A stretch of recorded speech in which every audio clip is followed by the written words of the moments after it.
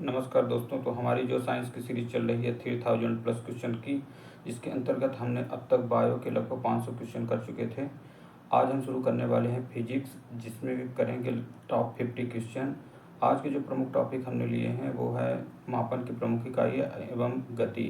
इनसे जुड़े हुए क्वेश्चन करेंगे, जो कि ये सभी लगभग जो भी वनडे एग्जाम है, चाहे रेलवे हो, चाहे एसएससी हो, या अन्य कोई स्टेट का वनडे एग्जाम हो, जहाँ ज़्यादातर क्वेश्चन ऐसे ही पूछे जाया करते हैं। तो आज इन्हीं क्वेश्चन को सॉल्व करेंगे। तो आइए शुरू करते हैं। पहला क्वेश्चन है, डेसिबल किसे नापने के लिए प्रयोग में लाया जाता है? तो डेसिबल नापने के लिए प्रयोग किया जाता है वो है ध्वनि के लिए। ध्वनि की तीव्रता को मापने के लिए हम डेसिबल का प्रयोग करते हैं। सेकंड क्वेश्चन है, एम्पियर किसे नापने की इकाई है? तो एम्पियर विद्युत धारा, इलेक्ट्रिक करंट को मापने की इकाई जो है वो है एम्पियर। यंग प्रत्यास्थता गुणांक का एसआई मात्रक क्या है? तो यंग प्रत्यास्थता गुणांक का एसआई मात्रक जो है वो न्यूटन प्रति वर्ग मीटर है। मात्रकों की अंतरराष्ट्रीय पद्धति कब से लागू की गई? तो ये लागू की थी 1971 से। खाद्य ऊर्जा को हम किस इकाई में माप सकते हैं? तो खाद्य की जो ऊर्जा है उसको मापने के लिए हम कैलोरी का प्रयोग करते हैं। ऊर्जा के लिए तो ऐसे एक और यूनिट होती है, वो है जूल, लेकिन खाद्य की ऊर्जा को मापने के लिए हम कैलोरी का प्रयोग करते हैं। विद्युत धारा की इकाई को क्या कहते हैं? तो विद्युत मात्रा की इकाई को क्या कहते हैं? तो यह है एम्पियर। अगला क्वेश्चन है, एसआई प्रणाली में लेंस की शक्ति की इकाई क्या है? तो लेंस की जो शक्ति है उसको मापने के लिए डायोप्टर का प्रयोग किया जाता है। कैंडेला किसकी मात्रक है? तो कैंडेला है ज्योति तीव्रता का मात्रक। जूल किसकी इकाई है? तो ऊर्जा की जो इकाई है वो है जूल। और जूल ऊर्जा की भी इकाई है और कार्य की भी है। ल्यूमेन किसका मात्रक है? तो ल्यूमेन जो मात्रक होता है वो है ज्योति प्लस का। क्यूरी किसकी इकाई है? तो क्यूरी है रेडियोधर्मी सक्रियता का। दाब का मात्रक क्या है? तो दाब का मात्रक होता है वो है पास्कल। कार्य का मात्रक क्या है? तो कार्य और ऊर्जा का मात्रक जूल होता है।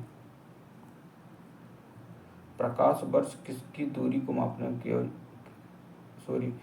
प्रकाश वर्ष किसकी इकाई है? तो प्रकाश वर्ष दूरी को मापने की इकाई प्रयोग की जाती है। दो ग्रहों के बीच की दूरी को जो मापने की इकाई प्रयोग होती है वो है प्रकाश वर्ष। जड़त्व का माप क्या है? तो जड़त्व की जो मापन होता है वो द्रव्यमान से होता है। एंगस्ट्रॉम क्या मापता है? तो एंगस्ट्रॉम से मापा जाता है किसी भी तरंग का तरंग दैर्ध्य। अगला क्वेश्चन, किन्होंने न्यूटन से पहले बताया था कि सभी वस्तुएं पृथ्वी की ओर गुरुत्वाकर्षित होती हैं? तो न्यूटन से पहले बताने वाले वैज्ञानिक का नाम था ब्रह्मगुप्त। यदि एक पेंडुलम से दोलन करने वाली घड़ी को पृथ्वी से चंद्रमा पर ले जाया जाए तो घड़ी क्या होगी? घड़ी सुस्त हो जाएगी, क्योंकि चंद्रमा पर गुरुत्वाकर्षण बल जो है वो कम होता है। अगला क्वेश्चन है, प्रकाश वोल्टेज सेल के प्रयोग से सौर ऊर्जा का रूपांतरण करने से किसका उत्पादन होता है? तो प्रकाश वोल्टेज सेल का सौर ऊर्जा में रूपांतरण करेंगे तो विद्युत ऊर्जा उत्पन्न होगी। जब हम रबड़ के गद्दे वाली सीट पर बैठते हैं या गद्दे पर लेटते हैं तो उसका आकार परिवर्तित हो जाता है। ऐसा पदार्थ में पाई जाने वाली जो विशेषता है उसे प्रत्यास्थ ऊर्जा कहते हैं। उत्प्लावकता का संबंध किससे है? तो यह आर्किमिडीज के सिद्धांत से संबंधित है। जल में आंशिक या पूर्ण रूप से डूबे हुए किसी ठोस द्वारा प्राप्त उछाल की मात्रा निर्भर करती है। तो ये निर्भर करती है ठोस या द्वारा हटाए गए द्रव की मात्रा। जितनी भी ठोस के द्वारा मात्रा हटाई जाएगी उतना ही उसमें आंशिक रूप से वस्तु डूबेगी। अगला क्वेश्चन है, जल पृष्ठ पर लोहे के टुकड़े न तैरने का कारण क्या है? इसका प्रमुख कारण है लोहे के द्वारा विस्थापित जल का भार जो होता है लोहे के भार से कम होता है। अगला क्वेश्चन है, वेग, संवेग और कोणीय वेग किस प्रकार की राशियां हैं? तो वेग, संवेग और कोणीय वेग, जिसमें भी वेग आ जाए तो ये सब वेग वाले जो होते हैं वे सदिश राशियां हैं। वेग, संवेग, कोणीय वेग, आवेग। अगला है क्वेश्चन, अदिश राशि है, अदिश राशि ऊर्जा एक अदिश राशि है। बल का गुणनफल होता है तो बल बराबर होता है m इंटू ए, द्रव्यमान मास इंटू त्वरण।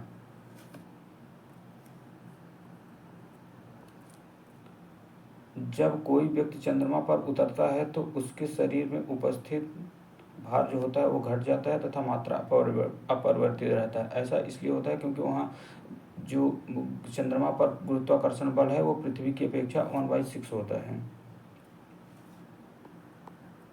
किसी कण के उस गुणधर्म को क्या कहते हैं जिसके कारण वह सीधी रेखा में विराम या एक समान गति की स्थिति में किसी भी परिवर्तन का विरोध करता है? तो ये है जड़त्व, जो कि न्यूटन का प्रथम नियम है, जो ये बताता है कि कोई वस्तु अगर गतिमान है तो गति में रहेगी, जबकि अगर स्थिर है तो स्थिर रहेगी। न्यूटन के पहले नियम को कहते हैं, तो न्यूटन का जो पहला नियम है वो जड़त्व का नियम है। पारसिक इकाई है, पारसिक दूरी को मापने की इकाई है। वायुमंडल के बादलों के तैरने का क्या कारण है? वायुमंडल के जो बादल तैरने का प्रमुख कारण है वो है घनत्व। हिमशैल में प्लवक करते आइसबर्ग का कितना भाग समुद्र की सतह के ऊपर रहता है? तो जो ऊपर बर्फ का भाग होता है वो 1/10 होता है, जबकि जो डूबा हुआ भाग होता है वो 9/10 होता है।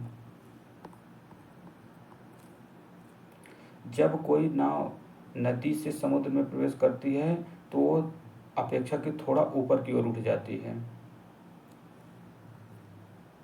पानी का घनत्व अधिकतम होता है तो ऐसा होता है 4 डिग्री सेल्सियस पर पानी का घनत्व सबसे ज़्यादा होता है। अगला क्वेश्चन है, वस्तु की मात्रा बदलने पर क्या अपरिवर्तित रहेगा? तो वस्तु की मात्रा बढ़ने पर उसका जो घनत्व है वो अपरिवर्तित रहेगा। तैराक को पानी के मुकाबले समुद्री पानी में तैरना आसान क्यों लगता है? क्योंकि जो पानी समुद्र का पानी होता है उसका घनत्व साधारण पानी की अपेक्षा अधिक होता है। अगला क्वेश्चन, यदि पृथ्वी का द्रव्यमान वही रहे और त्रिज्या 1% कम हो जाए तब पृथ्वी के तल पर जी का मान क्या होगा? तो जी का मान जो होगा वो 2% बढ़ जाएगा। ऊंचाई वाली जगहों पर 100 डिग्री सेल्सियस से कम तापमान पर उबलता है। पानी जो होता है 100 डिग्री सेल्सियस से कम तापमान पर उबलने लगता है ऊंची जगहों पर। ऐसा इसलिए होता है क्योंकि जितनी भी ऊंची जगह होगी वायुमंडलीय दाब उतना ही कम होता जाता है, और जहाँ वायुमंडलीय दाब कम हो जाएगा वहाँ उबलने का जो बिंदु है वो नीचे आ जाएगा। अगला है क्वेश्चन, कोणीय संवेग और रेखीय संवेग के अनुपात की विमा क्या होगी? तो यह कोणीय संवेग और रेखीय संवेग के अनुपात की जो विमा है m0 L1 T0 होगा। बर्नौली प्रमेय आधारित है, ऊर्जा संरक्षण के सिद्धांत पर आधारित है बर्नौली प्रमेय। ब्लॉटिंग पेपर द्वारा स्याही के सोखने में शामिल है। तो ब्लॉटिंग पेपर की जो स्याही सोखने की क्रिया है ये केशिकीय क्रिया की घटना प्रदर्शित करती है। यदि हम भूमध्य रेखा से ध्रुवों की ओर जाते हैं तो जी का मान बढ़ता है। सबसे कम भूमध्य रेखा पर ही होता है जी का मान, गुरुत्वाकर्षण का मान, लेकिन जैसे ही ध्रुवों की ओर जाते हैं तो जी का मान बढ़ जाता है। सर्वाधिक मान ध्रुवों पर ही होता है। शरीर का वजन ध्रुवों पर अधिकतम होता है, क्योंकि वहाँ जी का मान सबसे अधिक जहाँ होगा वहीं पर शरीर का वजन भी सबसे अधिक होगा। एक अंतरिक्ष यात्री पृथ्वी की तुलना में चंद्रमा की सतह पर ऊंची छलांग लगा सकता है क्योंकि चंद्रमा पर गुरुत्वाकर्षण बल पृथ्वी की तुलना में कम है। जब एक पत्थर को चंद्रमा की सतह से पृथ्वी पर लाया जाता है तो इसका भार बदल जाएगा, परंतु द्रव्यमान नहीं, क्योंकि द्रव्यमान सदैव सभी जगहों पर समान होता है, जबकि भार क्या होता है? गुरुत्वाकर्षण के कारण बदलता रहता है। किसी लिफ्ट में बैठे हुए व्यक्ति को अपना भार कब अधिक महसूस होता है? तो ऐसा तब होगा जब लिफ्ट त्वरित गति से ऊपर जा रही हो। लिफ्ट ऊपर जा रही हो और त्वरित गति से जा रही हो।